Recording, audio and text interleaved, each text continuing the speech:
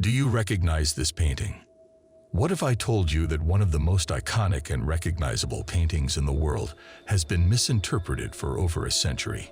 It's called The Scream, and most people assume that the figure in the painting is screaming in terror or agony, but that's not actually the case.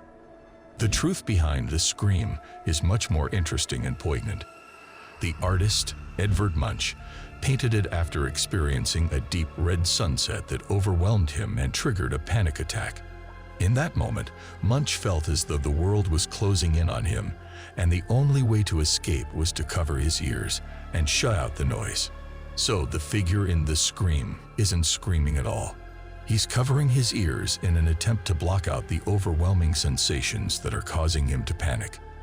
This completely changes the way we interpret the painting and adds layers of depth and meaning to it. So the next time you look at The Scream, consider the true meaning behind it. It's not just a painting of a screaming figure. It's a powerful and relatable depiction of the human experience.